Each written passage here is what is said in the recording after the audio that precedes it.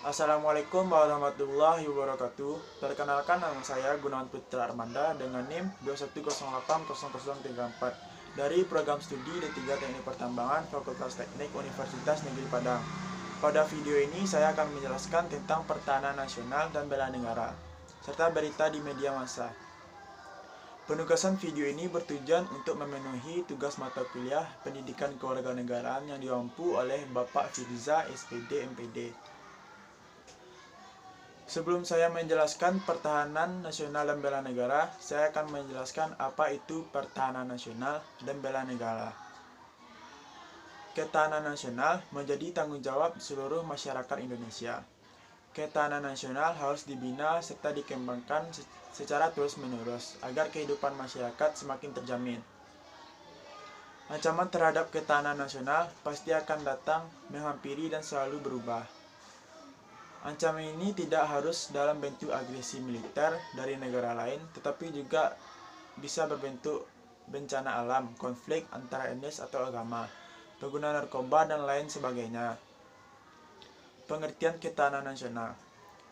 Melansir dari situs Perpustakaan Lembaga Ketahanan Nasional Republik Indonesia, ketahanan nasional adalah kondisi dinamis bangsa Indonesia yang berisikan keuletan dan ketangguhan dalam menghadapi serta mengatasi segala bentuk ancaman, gangguan, ataupun hambatan dari dalam maupun luar negeri. Dan sedangkan bela negara adalah sikap, tekad, perilaku warga negara yang menunjukkan kecintaan kepada sebuah negara, mulai anak-anak sampai orang tua.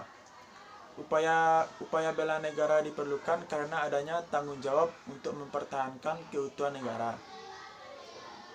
Berikut saya akan memaparkan berita tentang DPR tegaskan belanja media jadi bagian upaya jaga ketahanan nasional. Berita ini diterbitkan oleh FIFA.com pada tanggal 29 September 2021. Pandemi virus corona atau COVID-19 memberi tekanan pada industri media. Bahkan iklan maupun kerjasama komersial yang diperoleh media semakin kecil. Situasi tersebut mengancam eksistensi media, khususnya mainstream, untuk menangkal hoaks tergeser oleh sosial media. Anggota Komisi 1 DPR RI dari fraksi Nasdem, Muhammad Farhan, menilai rangkaian jurnalistik yang membutuhkan pendanaan memadai jadi tentang di masa pandemi. Situasi tersebut harus didorong karena hanya media yang mampu memenuhi keinginan publik untuk mendapatkan informasi resmi yang terverifikasi atau bebas dari hoaks. Bahkan di masa pandemi ini ada langkah perusahaan-perusahaan yang mengambil langkah pemotongan belanja media mainstream dan memindahkan ke media sosial gitu. Hal itu dikhawatirkan mengancam keberlangsungan industri jurnalistik.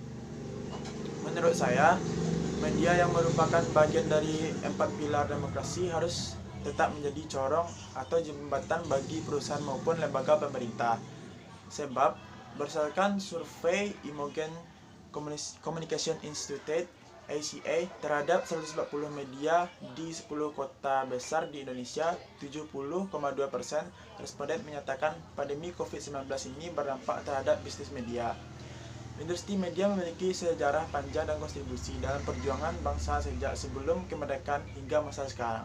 Maka dari itu kita harus menjaga ketahanan industri karena sesuai yang dijelaskan tadi, industri sangat berdampak penting jembatan bagi perusahaan maupun lembaga pemerintahan yang nantinya akan mengalir ke masyarakat. Sekian penjelasan saya tentang pertahanan nasional dan bela negara serta berita di media massa. Mohon maaf apabila ada kata-kata yang salah. Wabillahi taufiq wal hidayah. Assalamualaikum warahmatullahi wabarakatuh.